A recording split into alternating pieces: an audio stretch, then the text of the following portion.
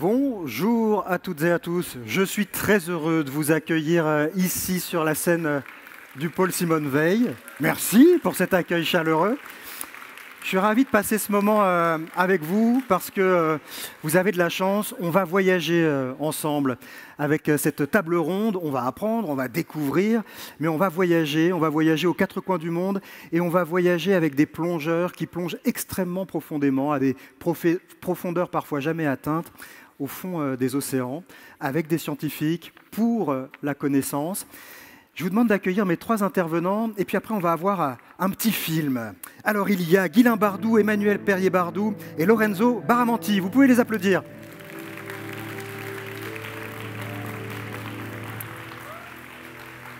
Prenez place autour de la table. Donc Guylain Bardou et Emmanuel Perrier-Bardou, c'est un couple d'aventuriers qui ont mis en place donc ce projet Under the Pole. Ça fait plus de 15 ans que ça dure. Under the Pole, on va comprendre avec cette table ronde l'objet de vos découvertes et puis aussi l'évolution qu'elles ont prise, l'ampleur que ça a pris. Et puis avec nous, il y a aussi Lorenzo Baramanti, qui est chercheur au CNRS et qui a rejoint cette aventure par la suite. Vous nous direz comment vous les avez accompagnés et ce que vous avez fait avec eux. La rencontre s'est faite en Polynésie. Donc Under the Pole, ça ne va pas uniquement sous les pôles, ça va aussi parfois sous les tropiques et sous des îles plus chaudes. Avant de rentrer dans les explications et dans les récits, on va regarder ensemble 4 minutes. Alors 4 minutes pour résumer 15 années d'exploration, c'est court, mais on va avoir quand même un aperçu de ces paysages, de ces recoins du monde absolument isolés que vous avez explorés avec votre bateau. Allez, on regarde les images.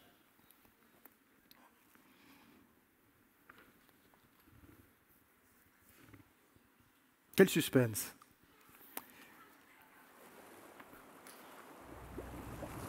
On est rentré avec tous nos doigts, tous nos orteils, avec les images qu'on était allés chercher, des images extraordinaires qui témoignent d'un monde de glace, un monde en voie de disparition. Au moment où Guylain, Emmanuel et leur équipe traversaient l'épaisse couche de glace pour accéder au monde merveilleux qu'offre l'océan Arctique, la suite d'Under the Pole s'écrivait déjà. Avec une volonté, confronter les capacités humaines au milieu sous-marin, afin de mieux raconter et préserver les océans. Et alors, ça fait quoi de quitter ce monde-là? Et on répond tout de suite, on reviendra.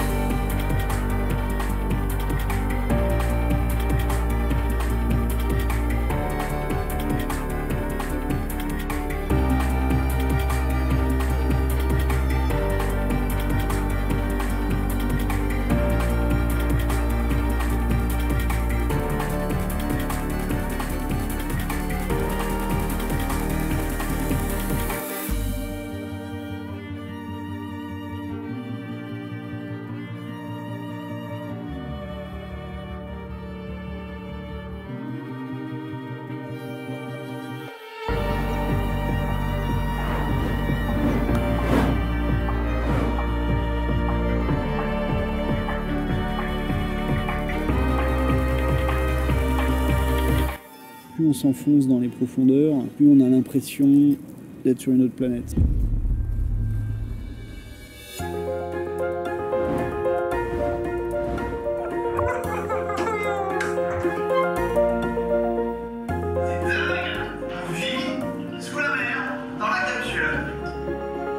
Notre regard, il a beaucoup évolué depuis 12 ans.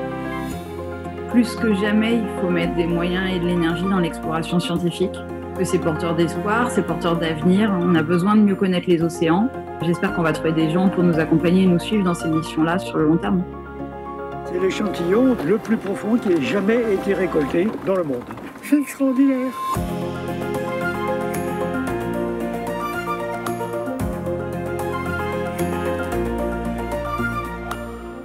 Et donc c'est toute la vision que l'on a du récif et de son fonctionnement qui est remise en cause.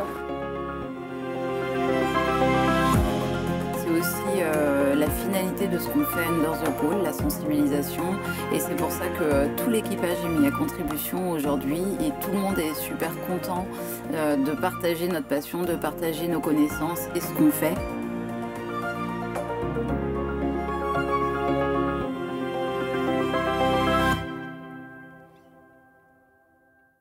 Deep Life, c'est un programme de 10 ans qui s'inscrit dans la décennie des océans. On va étudier dans le monde entier les écosystèmes profonds à travers la thématique des forêts marines. Et pour ça, on a dessiné le Why Not. Le Why Not, c'est un peu notre voilier océanographique idéal. On l'a dessiné pour être à la pointe de la plongée scientifique.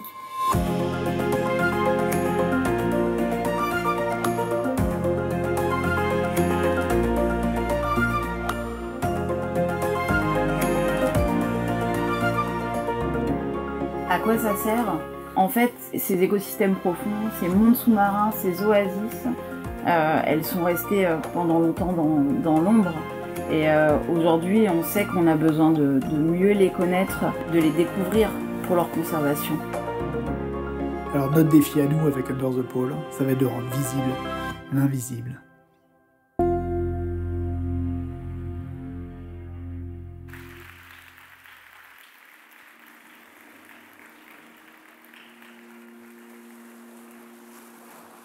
Alors, rendre visible l'invisible, tout un programme. Les images sont superbes, on se rend compte que vous avez une vie tout à fait hors norme et singulière à bord de ce bateau. Je précise, on le voyait, on le comprenait un peu en regardant les images, mais que vous menez ces explorations en famille. Au départ, c'était en couple, hein, tous les deux, avec des scientifiques, et puis les enfants sont venus et vous avez continué à mener ces expéditions avec des enfants en bas âge sur le bateau. Il faudra aussi qu'on aborde cet aspect-là. Mais d'abord, comment vous en êtes venu, vous, à vous lancer dans ces aventures? La première, le Under the Pole 1, la toute première, c'est vers le Grand Nord. Qu'est-ce qui vous a amené, Guylain? Ça commence par la passion, avant toute chose, par la curiosité. Alors la passion pour le monde sous-marin, pour la plongée sous-marine, en ce qui me concerne, une activité que j'ai découverte quand j'étais adolescent, j'avais 15 ans. Derrière, c'est des opportunités. Jean-Louis Etienne, une rencontre qu'on a eue, Emmanuel et moi, quand on avait la vingtaine, et qui nous a mis un petit peu un pied dans le monde de l'aventure. Donc Jean-Louis Etienne, explorateur polaire, hein, qui a fait le pôle Nord, le pôle Sud, en capsule, en dirigeable, à ski, à traîneau à chien pour le pôle Sud. Un grand monsieur de l'aventure. Et un modèle de pugnacité, de persévérance, c'est d'ailleurs le nom qu'il a donné à son nouveau bateau.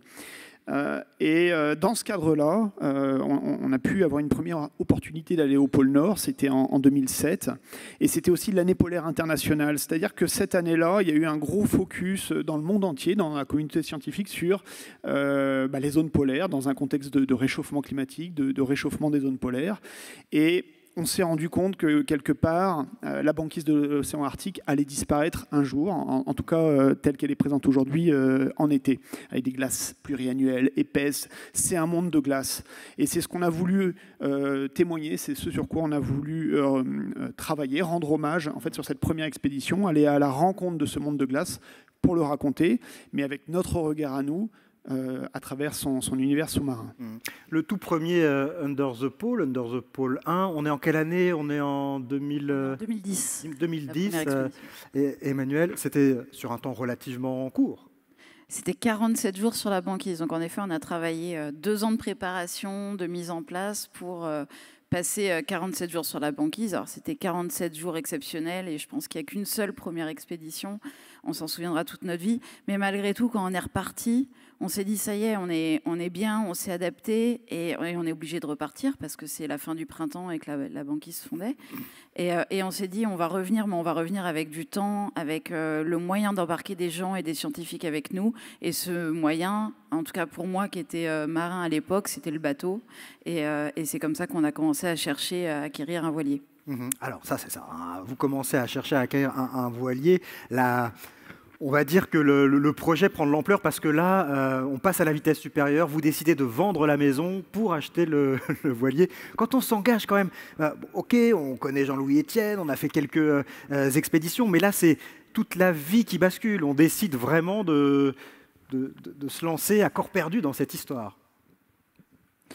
En fait, Ça semble toujours un peu bizarre aux gens, mais on ne s'est jamais vraiment posé la question ni inquiété de laisser, en effet, de vendre notre maison, de laisser tout ce qu'on avait derrière nous pour faire ça, parce qu'on avait la chance, Guylain et moi, de partager cette passion.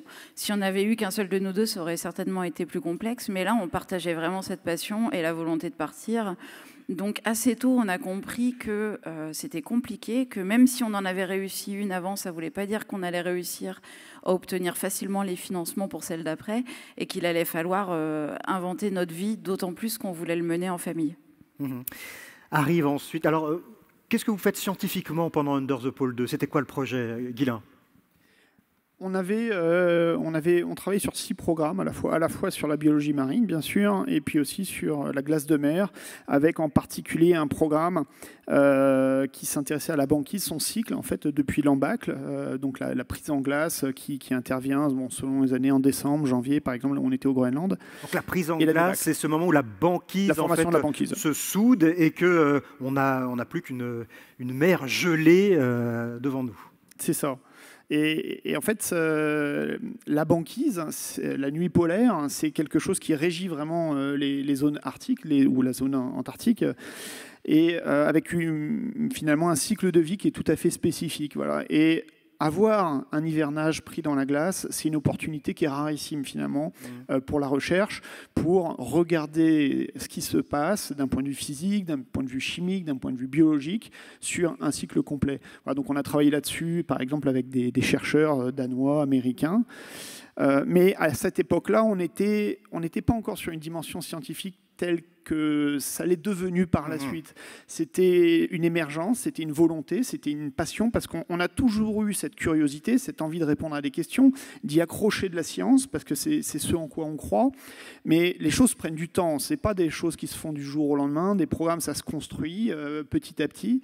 Et c'était une étape, quelque part, qui nous mène à ce qu'on mène aujourd'hui, par exemple, avec Lorenzo. Oui, c'est vrai. Lorenzo, je ne vous ai pas encore donné la parole, parce que vous, à ce moment de l'histoire, vous n'étiez pas encore dans la boucle. Ils ont un statut tout à fait à part, ou en tout cas rare, dans le monde de la recherche. C'est-à-dire qu'ils permettent à des scientifiques d'aller dans des zones reculées. Leur passion, en fait, aimante toute une communauté qui a besoin de matériel pour pouvoir travailler, explorer ces sites. Mais ils sont peu nombreux à offrir ça, à donner cette chance-là à des chercheurs, Lorenzo. Non, en fait, on s'est retrouvés, on veut dire, parce que normalement, la science, oui, c'est une aventure, mais une aventure intellectuelle. Et la calque scientifique, il aime aussi l'aventure, je veux dire, physique, la découverte.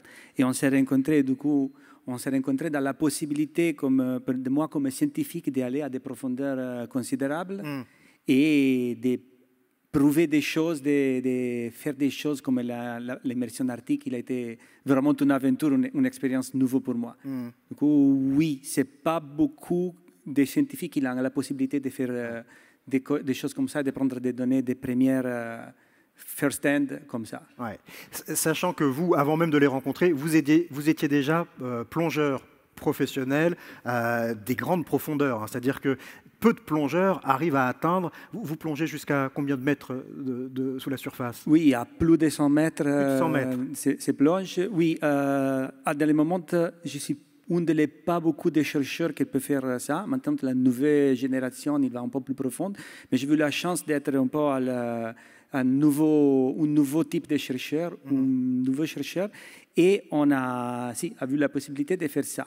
C'est vrai que j'avais d'expérience de plongée, une vaste expérience de plongée, mais c'est vrai aussi que l'expérience arctique, il était quelque chose qui era un peu plus au-delà de ce que je suis. Ouais. Alors ça, on va y revenir, parce qu'effectivement, vous aviez plongé dans de nombreux océans et à de grandes profondeurs, mais pas encore dans les eaux très très froides des pôles. Et donc avec eux, vous l'avez expérimenté, vous allez nous dire comment vous avez vécu ça, parce que c'est une vraie épreuve. Mais arrivons à Under the Pole 3. Under the Pole 3, donc là, vous repartez pour le Grand Nord. Là, on est sur l'aventure prend de l'ampleur. Là, ça doit durer combien de temps, Emmanuel? Alors à l'époque, je crois que Under the Pole 3, on avait prévu que ça dure 3 ans. Ouais. Et ça en a duré 4, presque 5 en fait. C'est ça. Donc c'était une longue expédition. C'était quoi alors dans les grandes lignes, qu'est-ce que vous vouliez faire avec cette nouvelle expédition? Alors, dans les grandes lignes, on voulait repartir en Arctique à travers le passage du Nord-Ouest, passer dans le Pacifique et descendre jusqu'en Antarctique. On n'aura pas pu aller en Antarctique à cause du Covid. Le bateau était prêt à partir. Et puis, comme vous savez tous, on a été un peu coincés à ce moment-là. Mais en tout cas, ce qui est important de retenir, c'est qu'entre l'Arctique et l'Antarctique, il y avait cet océan, le Pacifique, et on s'est dit...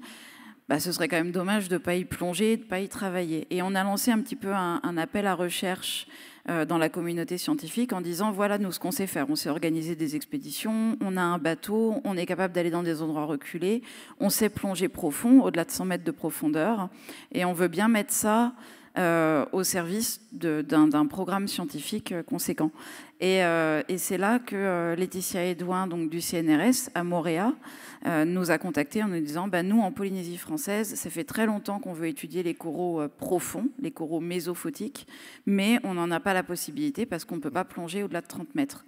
Et c'est comme ça qu'on a lancé ce grand programme d'études des coraux profonds pendant plus d'1 an en Polynésie, qui finalement a été un peu l'ADN de tout ce qu'on fait aujourd'hui dans cette zone profonde. Ouais, il y a cette zone mésophotique, qui est une zone, alors mésophotique, ça fait terme très savant, mais on va dire de moyenne lumière. On n'est plus tout à fait dans le monde, même plus du tout dans le monde de la surface, mais pas encore dans les abysses. C'est la pénombre. On trouve des animaux, des créatures un peu phosphorescentes qui brillent. Décrivez-nous, parce que moi je raconte en ayant vu vos images, mais vous l'avez vécu. Décrivez-nous ce qu'on voit dans cette zone mésophotique. Alors, la zone mésophotique, c'est une zone en fait, qui est commune dans les océans, parce qu'on la trouve partout, à travers tous les littoraux de la planète. On la caractérise en général par cette zone en dessous de 30 mètres et potentiellement jusqu'à 100, 150, voire 200 mètres de profondeur. En fait, ça dépend des océans, ça dépend de la lumière qui pénètre dans la colonne d'eau. Et on va y trouver des écosystèmes spécifiques, parfois connectés à des zones moins profondes. Et finalement, c'est une zone surtout qui est peu connue, qui est beaucoup moins connue que la zone de surface parce que, comme on a commencé à l'évoquer là, y aller, c'est techniquement compliqué, c'est coûteux, c'est une logistique, c'est des barrières réglementaires qui font que y mener de la science, c'est compliqué. Et en plus, pour bien les comprendre, il faut du temps. Comme on sait, la science, ça prend du temps. Et pour toutes ces raisons, finalement, il y a un gap de connaissances sur cette zone qui pourtant est fondamental, parce qu'on parle ni plus ni moins de tous nos littoraux.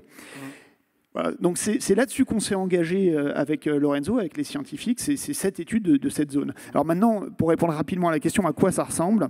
On commence par si vous le voulez bien, avant d'arriver en Polynésie, à Tahiti, on commence par le Grand Nord. Quand on plonge dans ces eaux glacées, qu'est-ce qu'on trouve sous la surface, dans cette zone mésophotique ? Alors, en Arctique, ça va être sombre, ça va souvent être noir, là où on aura plus de lumière, par exemple en zone tropicale. Mais ce qui est commun à tous ces écosystèmes, j'ai envie de dire, c'est des mondes parallèles. C'est-à-dire que les créatures qu'on y voit, les créatures qui sont soit les poissons, soit la faune fixée, les gorgones, les algues parfois, les coraux noirs, les forêts qu'on étudie aujourd'hui, les forêts qui vont abriter plein d'espèces, en fait, c'est pas forcément des écosystèmes qu'on a l'habitude de voir proches de la surface. C'est des écosystèmes souvent qui sont spécifiques, qui sont époustouflants, qui sont inspirants. En fait, c'est une vie parallèle dans laquelle on pénètre petit à petit.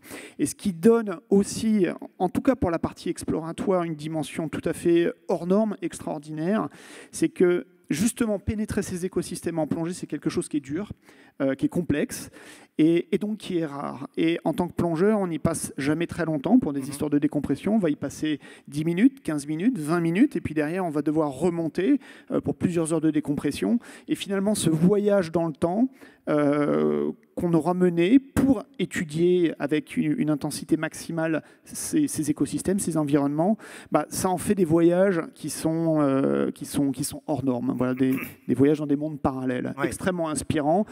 C'est un peu l'espace dans les océans, j'ai envie de dire. Alors, pour qu'on comprenne bien, pour ceux qui ne sont pas encore familiers ou qui ne connaissent pas bien ce monde de la plongée, en plongée, plus on descend profond, plus on met du temps à remonter. C'est-à-dire que si on remonte d'un coup, le sang se met à bouillir, ça fait des bulles et on meurt instantanément. J'exagère un petit peu ? Ça peut être ça. Ça peut être ça, hein. Désolé de le dire aussi crûment. Mais donc, il faut vraiment monter doucement pour que tout ça se stabilise. et qu'aucune bulle ne se forme dans le sang. Ça veut dire que plus on va longtemps, profond et plus on reste longtemps, plus on remonte par paliers. Il y a de paliers où on attend. Donc ça, c'est un temps incompressible.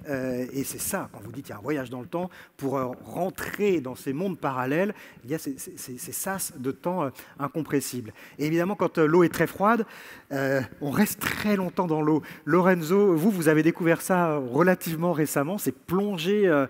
C'était où? C'était autour du Svalbard, c'est ça que vous avez plongé? Oui, du Svalbard. Pour moi, avant de plonger au Svalbard, le concept de eau froid era 10 degrés. Ah oui. Et on est arrivé à l'extérieur, moins 35, c'est le jour de la première plongée. C'est ça. À l'extérieur, il fait moins 35 degrés. L'eau, il fait... Moins 0,5 ou 1 degré. Ouais. Ça peut être moins 1 degré. C'est-à-dire que comme l'eau est salée, ça peut descendre en dessous de zéro. Donc vous vous immergez dans une eau glaciale. Vous avez quel équipement sur vous à ce moment-là? On a beaucoup d'équipements, parce qu'on a des équipements de très haut niveau. En fait, on a des réchauffements électriques d'un combi étanche, on ne se mouille pas, mais le visage, c'est toujours mouillé. On a des gants étanches, on a beaucoup d'équipements. Mais par des fois, il peut rentrer un petit peu d'eau, comme ça m'a passé à moi la première plongée, et ce n'est pas rigolo. Vous étiez dans quel état? Vous aviez une appréhension? Vous aviez franchement peur avant de vous jeter à l'eau à proprement parler? Oui, era une peur pour une chose complètement nouvelle pour moi, et dans des conditions, je pense que la première plongée était moins 35, ce n'est pas très commun, je pense, non? Je ne sais pas. C'est vraiment difficile, c'est vraiment extrême.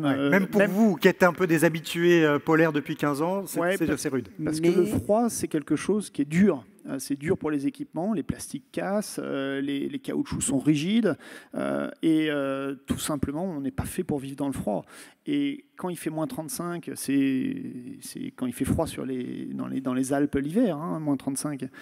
Et qu'en plus, on doit se préparer pour plonger, et plonger longtemps. C'est jamais facile, même si avec l'expérience on peut s'habituer un petit peu et réduire la difficulté, ça reste toujours dur. Alors comment vous l'avez vécu cette première plongée? Ma condition est, imagine que tu regardes dehors dans le bateau, tu vois la glace sous la mer, tu vois le vent très fort, tu sors, tu es à moins 35 et lui te dit on est prêt à plonger. C'est drôle, c'est une blague, non? Non. Après, on va, mais j'avais un peu d'appréhension, pas peur, juste une correcte peur, il a toujours avoir peur. Et lui m'a regardé, il m'a dit, de toute façon, tu veux demander, tu veux décaler la plongée. Et moi, la curiosité d'aller voir qu'est-ce qu'il y a. Pour la première fois, j'ai dit, non, j'y suis allé, et après, c'est allé bien. C'est la curiosité qui vous a fait passer ce cap un peu difficile. Et puis après, vous n'avez jamais cessé de plonger. Tous les jours, vous participiez aux plongées. Moi, je pense que j'ai fait... Il n'en a pas raté une seule. Ouais. Je veux le préciser parce que c'est remarquable. Il est resté presque un mois à bord et il a réalisé toutes les plongées Lorenzo et il remontait de chaque plongée avec le même enthousiasme, même quand certains d'entre nous pouvaient trouver ça plus sombre, moins intéressant, moins dur. Lui, il était toujours très enthousiaste de tout ce qu'il voyait au fond parce que je pense qu'avec l'œil scientifique, tu trouvais tout nouveau. C'est comme une gourmande et une pâtisserie. Du coup, c'était votre pâtisserie, ces fonds arctiques. Il faut aussi dire qu'en surface, alors ça, on ne fait pas tout dans l'ordre, mais un peu avant, vous étiez allé donc, dans ce passage du Nord-Ouest qui fond pendant l'été et qui se redurcit pendant l'hiver. Et le bateau s'est retrouvé pris dans les glaces à un moment, Emmanuel. Oui. Pendant quelques jours, bloqué dans le passage du Nord-Ouest, tout à fait. Alors, c'est quand on fait le passage du Nord-Ouest, donc je ne sais pas si vous voyez, c'est le passage qui relie donc l'Atlantique au Pacifique en passant par le Nord-Canada, Nord-Alaska. C'est un passage qu'on dit qui s'ouvre de plus en plus, mais dans la réalité, ça reste encore quand même très englacé et très complexe, et certaines années, personne ne passe. Donc, quand on prépare ce voyage en bateau, il faut quand même se préparer potentiellement à y hiverner. Et on est loin de tout. Je pense que c'est un des voyages les plus isolés qu'on ait fait, où il y a certains endroits où il n'y a aucune trace de l'homme, aucune cabane de chasse. C'est assez merveilleux dans un sens, mais voilà, il faut être prêt à être seul. Donc on avait quand même prévu ça, mais sans vraiment se l'imaginer. Et on a été en plein milieu du passage du Nord-Ouest, en effet, on s'est fait bloquer pendant 4 jours. Et bon, les 2 premiers jours, tu te dis ok, voilà. Et puis c'est vrai que le 3e jour, tu commences à te dire bon bah ce serait bien là quand même que ça s'ouvre un peu. Ouais. Et tout le monde se regardait. Alors nous, c'est rigolo parce que dans ces cas-là, on a toujours quelque chose à faire parce qu'il y avait de la glace autour du bateau. On a plongé sous la glace. Mais malgré tout, voilà, on a touché du doigt le fait que c'était pas encore si ouvert que ça. Ouais. Et vous avez aussi aperçu au loin les ours polaires. Dans ces moments-là, on est dans l'émerveillement ou on est dans la crainte de se dire on est loin de tout. Le bateau, on ne sait pas combien de temps il va rester coincé dans la glace. Et autour de nous, il y a des ours polaires qui n'ont pas grand-chose à manger et qui pourraient trouver les humains sur ce bateau appétissant. On est quand même dans l'émerveillement, d'une part parce que quand on fait ce qu'on fait, je pense que c'est aussi parce qu'on aime se retrouver dans ces endroits de nature qui sont vraiment forts, qui sont sauvages, plus qu'ailleurs. Donc là, on le touche du doigt. Et ces ours, en plus, ils n'étaient pas si maigres, ils étaient plutôt en très bonne santé, certainement parce qu'aussi c'est des endroits très englacés où ils ont encore un bon territoire de chasse. Donc ça, c'était plutôt positif par rapport à d'autres endroits comme au Svalbard où les ours peuvent être très amaigris parce que la banquise disparaît beaucoup plus vite. Donc évidemment, il y a une pointe de vigilance, il peut y avoir une petite pointe d'angoisse et d'impatience au bout d'un certain temps, voilà.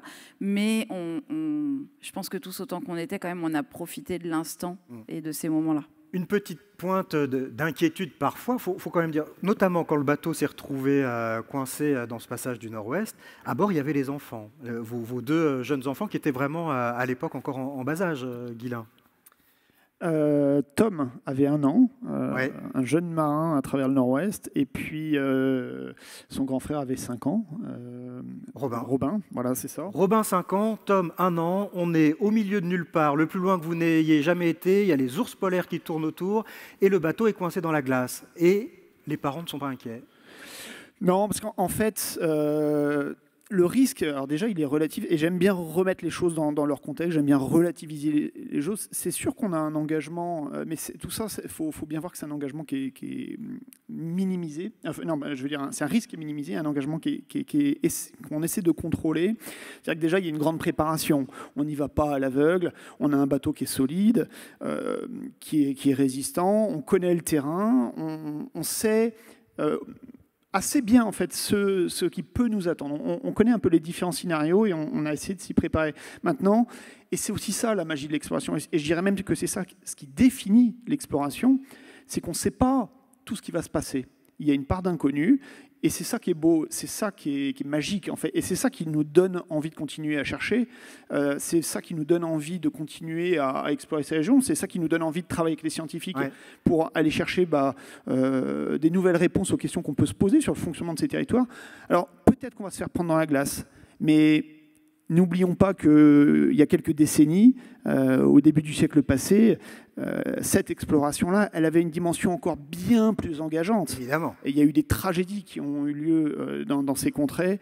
Oui, mais ça, si on y pense, justement, c'est terrifiant. Parce que si on pense aux explorations passées avec des bateaux qui ont coulé ou qui se sont retrouvés loin de tout, qui n'ont pas été ravitaillés, qui ont passé jusqu'à 2 ans pris dans les glaces pour finalement tous mourir, si on pense à ces tragédies-là, on n'est pas forcément rassuré. On a un parachute de secours aujourd'hui. Ouais. Aujourd'hui, on peut appeler avec le téléphone satellite et puis être secouru. Voilà, c'est ça. Et même si c'est des opérations qui peuvent être complexes, c'est des choses qui se font. Et quelque part, ça libère en tout cas une partie du poids de ces navigations et de ces explorations, parce que ça permet de déplacer le niveau de l'engagement encore un peu plus loin. Oui, puis je veux juste rajouter qu'on avait pour nous à ce moment-là aussi d'avoir déjà vécu 2 ans au Groenland et d'avoir déjà fait cet hivernage de plusieurs mois dans la glace avec notre bateau. Donc on savait malgré tout que notre bateau pouvait être pris dans les glaces et qu'on le vivait bien. On avait prévu quand même les vivre à bord dans le cas où, voilà, c'est jamais confortable, mais on avait cette expérience. Et d'ailleurs, ceux qui ont réussi dans le Nord-Ouest, c'était Amundsen, c'était après avoir vécu avec les Inuits et avoir appris des Inuits. Et nous, on avait cette expérience-là de 2 ans au Groenland où on avait beaucoup appris. Donc, je pense que ça c'était vraiment un atout en ce qui nous concerne. Je voudrais aussi avoir votre avis à vous de scientifique, parce que vous y avez passé, depuis que vous avez rejoint ces expéditions, vous y avez passé plusieurs mois à différents endroits, hein, au Svalbard, mais aussi aux Canaries ou en Guadeloupe. Comment ça se passe sur ce bateau où on mêle science, où il y a une communauté de chercheurs qui accompagne cette famille d'explorateurs avec leurs enfants, qui sont un peu plus grands maintenant, mais qui ont été en bas âge. La mayonnaise prend bien, c'est une petite communauté particulière.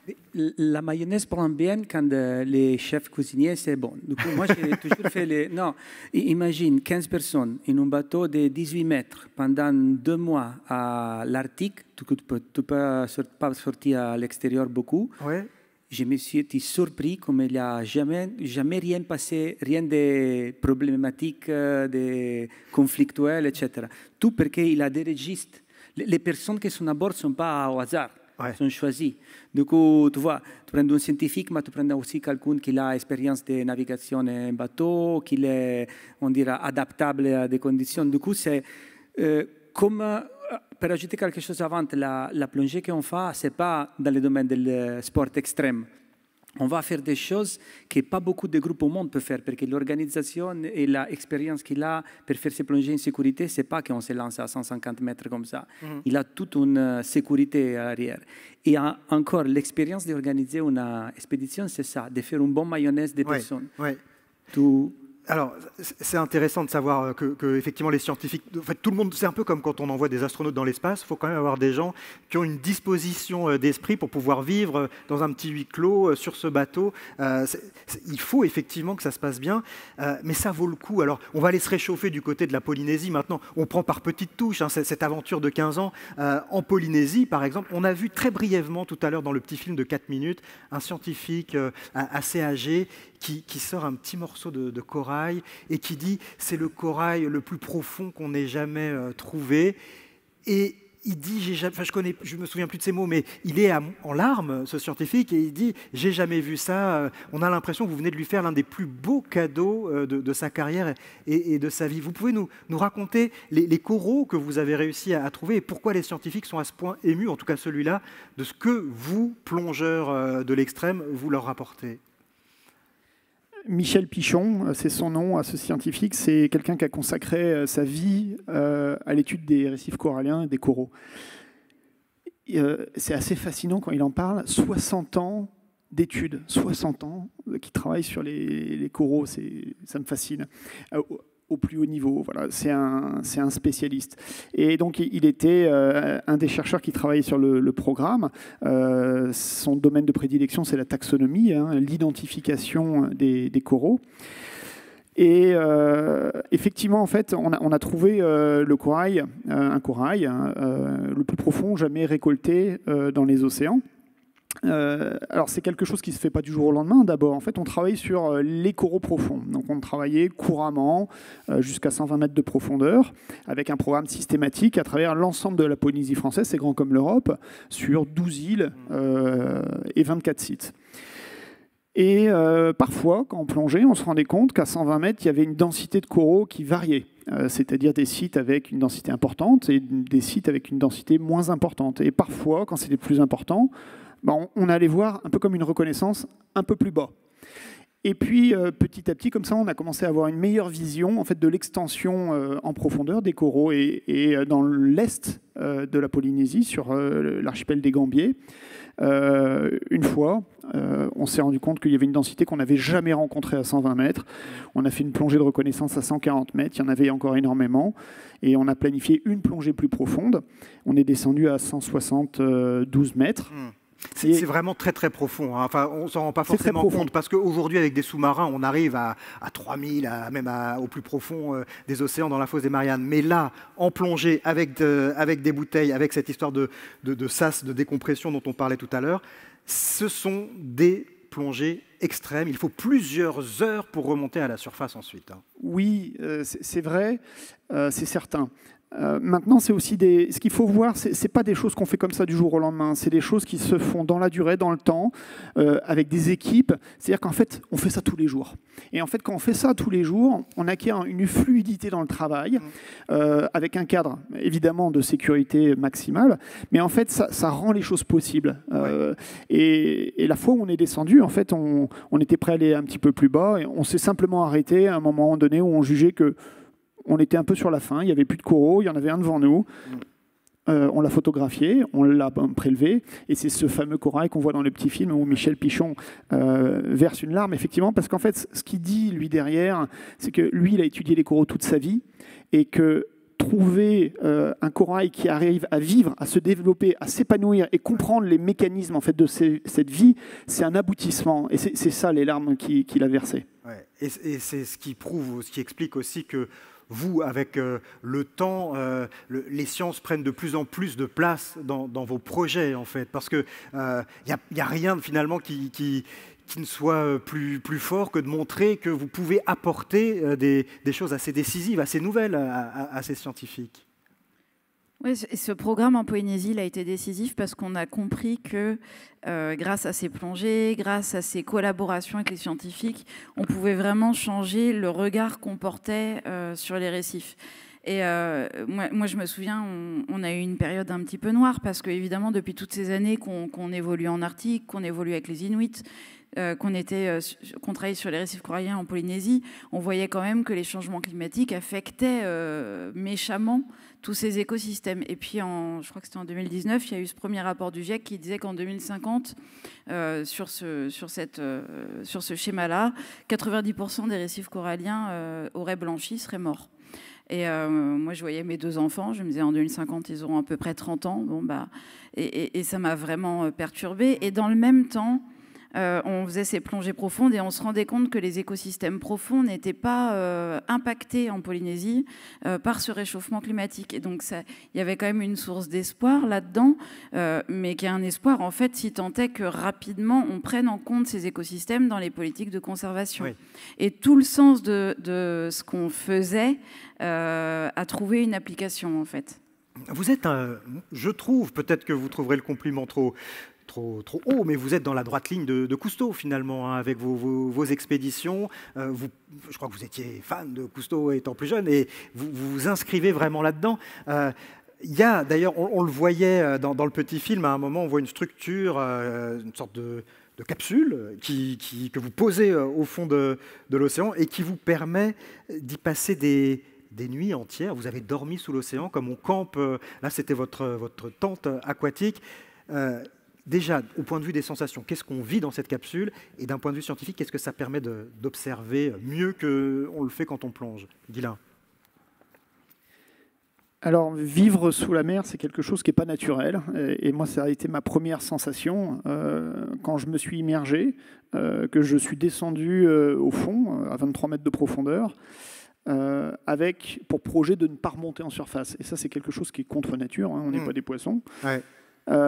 Et il y a un exercice intellectuel où on doit se dire non mais en fait c'est bon, j'ai un abri, je vais pouvoir y vivre, je vais pouvoir y respirer, je vais pouvoir y dormir, tout va bien. Et quelque part aussi c'est une expérience qui est hors norme parce que on voit l'océan de l'intérieur comme on ne le voit jamais. En fait, c'était ça la volonté de ce programme à l'origine. C'était essayer de bousculer un peu les frontières qui s'opposent à l'homme, aux plongeurs, aux scientifiques, dans sa volonté de connaître la vie des océans. Notre perception des océans, directe, hein, par la vision, par le regard, par l'observation, elle se limite au temps qu'on a avec un scaphandre sur le dos pour aller explorer ce milieu. Donc en général, quelques minutes, au mieux quelques heures. Et finalement, en installant un peu comme une tente d'un naturaliste dans la forêt, on a posé notre capsule dans l'idée de décrire, de voir, et surtout avec le temps. Et ça tous les plongeurs qui ont participé au programme en ont témoigné.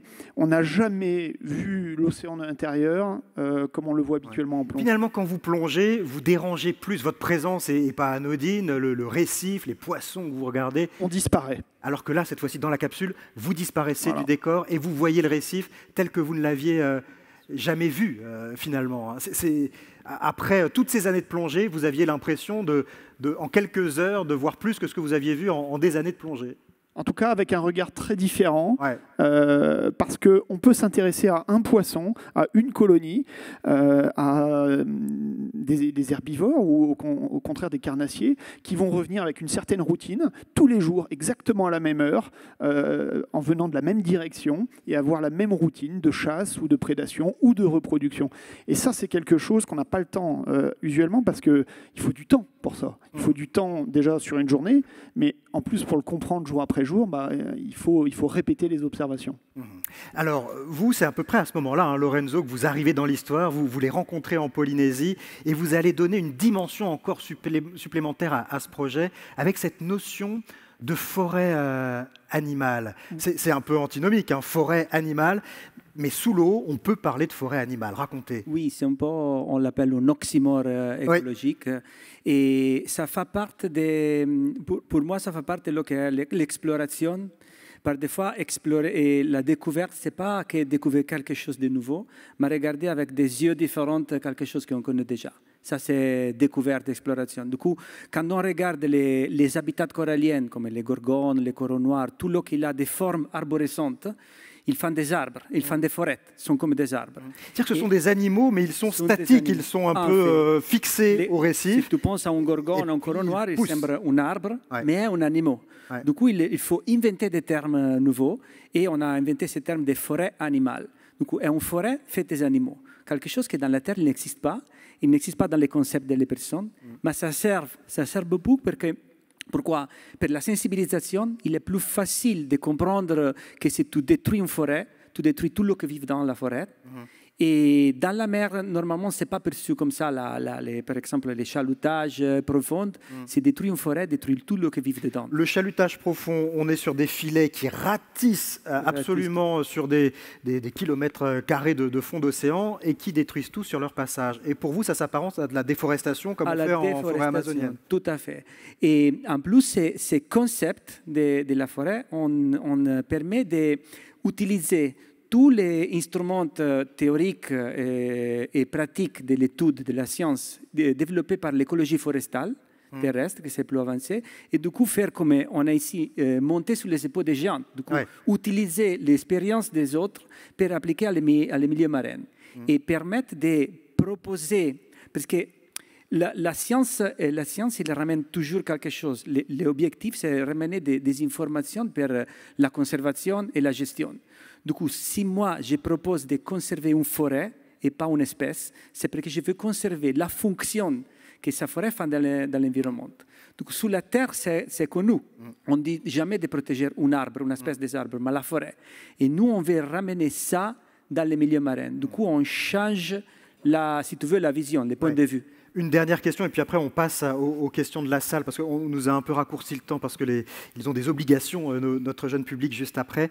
Mais une dernière question, quand vous avez plongé autour du Svalbard, donc dans ces eaux glaciales, vous en avez trouvé des forêts animales, vous les avez cherchées. Est-ce que vous les avez trouvées? Oui, aussi, on l'a cherché.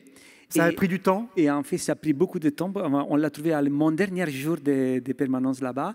Et la chose, c'est que, comme je t'ai dit, on n'a pas découvert une chose qu'il y a, parce que là, tout le monde qui l'a plongé là-bas, il a vu sa forêt, si tu veux, sa population d'hydrozoaires, mais on l'a regardé avec les yeux de la forêt. Du coup, on a trouvé la première forêt arctique sous-marine jamais trouvée.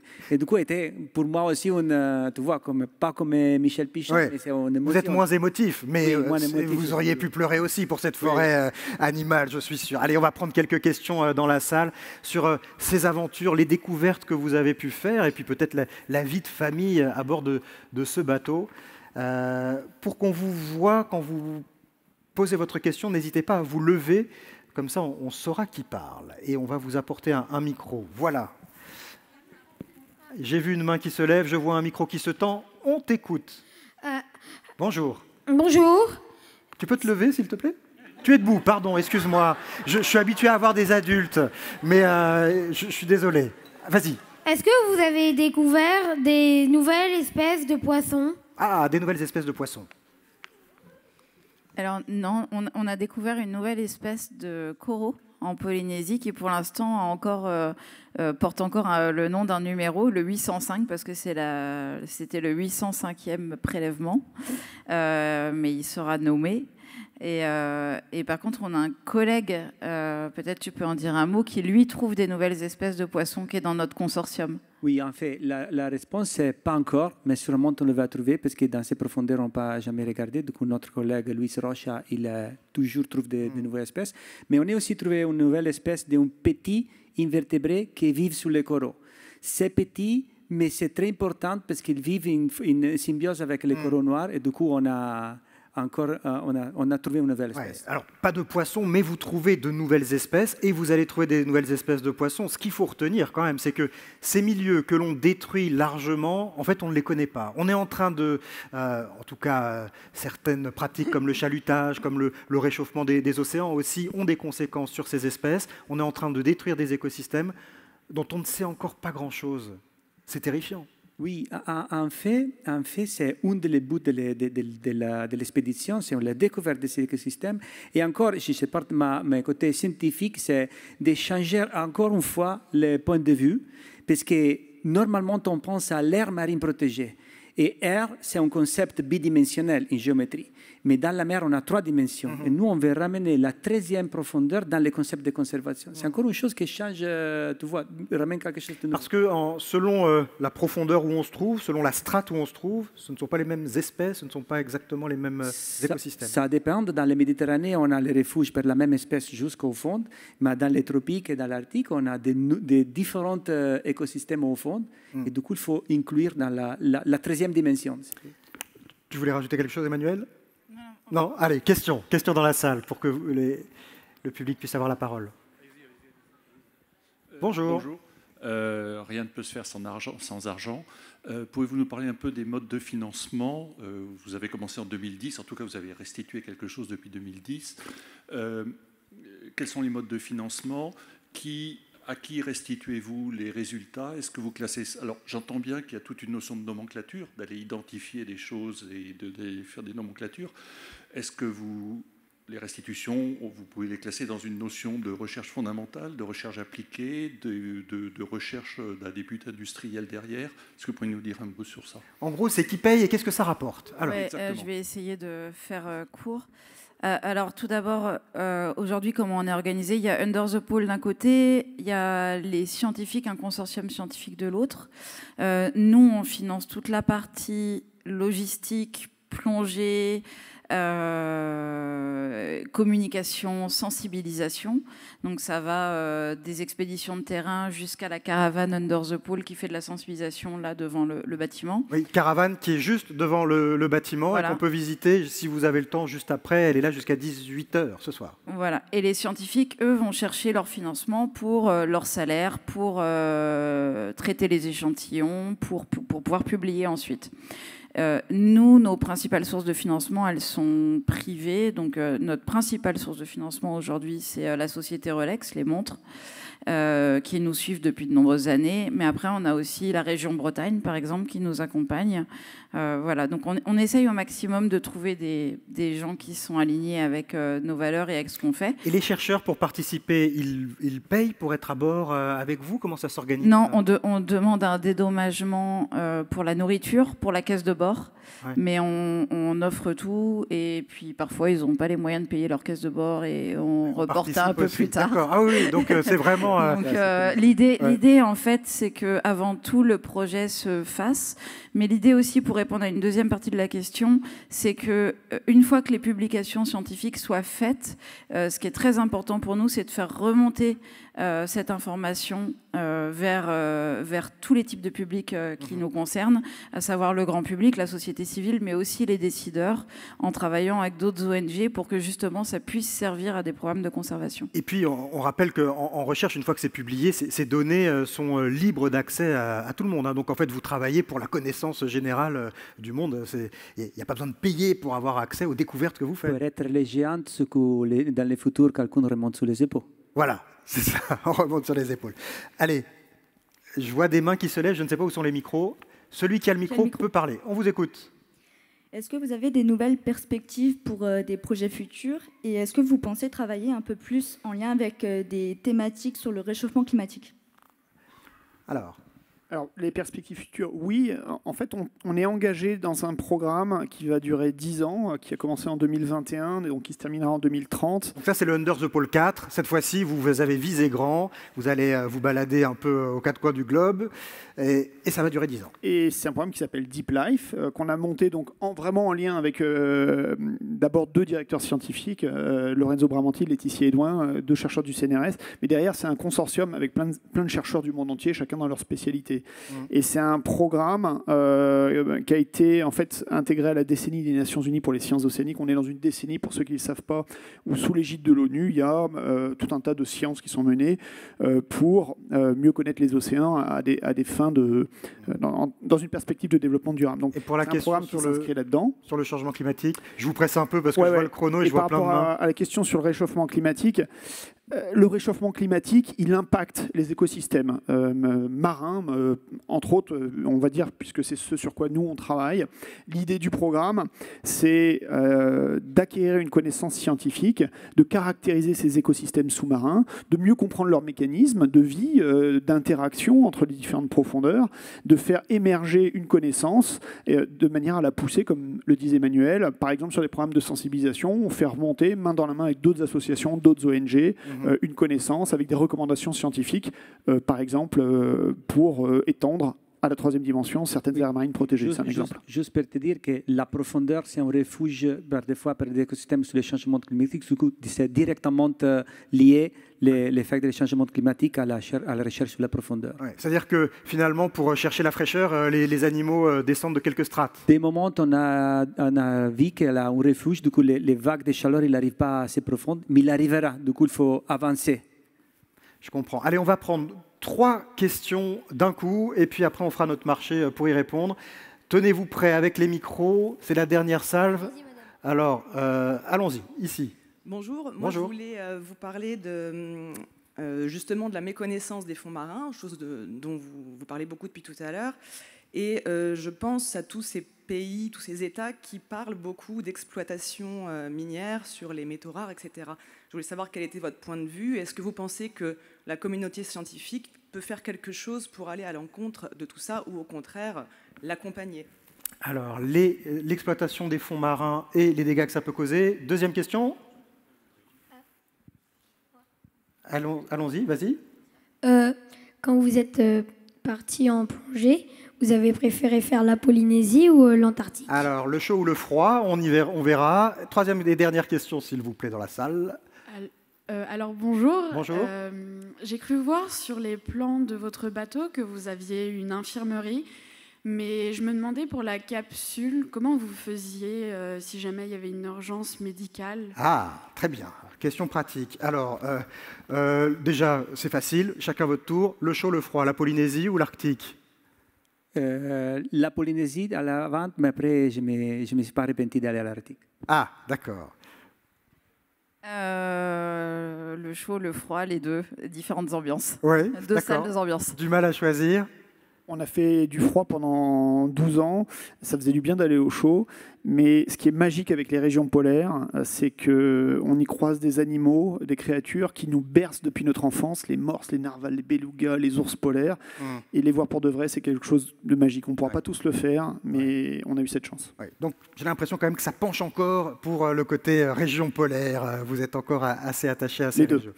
La capsule, vraiment rapidement, si jamais il y a un problème, c'est facile d'évacuer. C'est une grande question. En fait, c'est toujours la question du risque. Où est-ce qu'on met le curseur au niveau de l'engagement? Et c'est une question qu'on traite. Ça prend des années, des fois, à répondre à cette question et de savoir qu'est-ce qu'on peut faire et quelle est la limite. Voilà. Pour des programmes de cette nature, notre philosophie, c'est qu'on doit mordre la ligne jaune, mais jamais la ligne rouge. Voilà. Et donc, tout est une question de définition de où on place ces deux lignes. Et la dernière question, qui était peut-être la plus profonde, mais on a peu de temps pour y répondre, donc ce sera plutôt une ouverture. Cette question de l'exploitation du fond des océans, est-ce qu'elle vous concerne? Est-ce qu'elle vous inquiète? Comment vous vous situez par rapport à ça? Elle nous concerne et elle nous inquiète, et je pense que ça revient à ce qu'on a déjà dit, c'est-à-dire que le problème de l'océan, c'est qu'il est invisible et qu'on a tendance à croire qu'on peut y faire ce qu'on veut parce que ça ne se voit pas. Et heureusement qu'il y a eu beaucoup d'associations, d'activistes et d'ONG qui ont fait remonter ce problème d'exploitation minière des fonds marins et qui ralentissent aujourd'hui le développement de ces pratiques.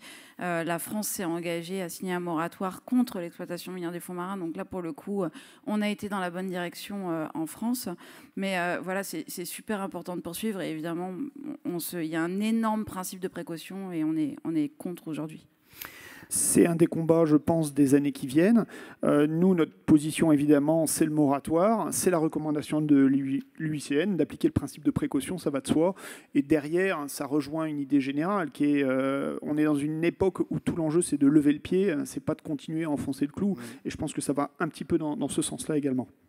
Et juste pour dire qu'il a dit qu'est-ce que peuvent faire les scientifiques. Les scientifiques, ils peuvent ramener des données et savoir qu'est-ce qu'il passe. Après, la communication de la décision, c'est politique et communicateur aussi. Si on veut vous suivre, il y a un site internet où on peut voir les aventures Under the Pole 4 ? Alors, il y a un site internet Under the Pole, il y a des réseaux sociaux, je crois à peu près Instagram, Facebook, LinkedIn, voilà. Et puis, il y a une chaîne YouTube et à chaque expédition, on fait des petits web documentaires où on raconte nos expéditions. Donc, vous pouvez aussi suivre ça là. On a aussi tout un système d'éducation en ligne pour les scolaires où les profs peuvent nous suivre et venir piocher des informations. Voilà, il y a beaucoup de choses. Et pour ceux qui veulent continuer de discuter avec vous, là, juste après cette table ronde, juste à côté, vous allez signer vos ouvrages, petite séance de dédicace. Il y a aussi sur le parvis la caravane Under the Pole, où là encore, on peut découvrir un petit peu ce que vous avez découvert et l'optique dans laquelle ça s'inscrit. Un grand merci à tous les trois de nous avoir fait voyager si loin. Merci beaucoup, Daniel. Merci, et puis bonne suite de festival à tous. Merci à vous.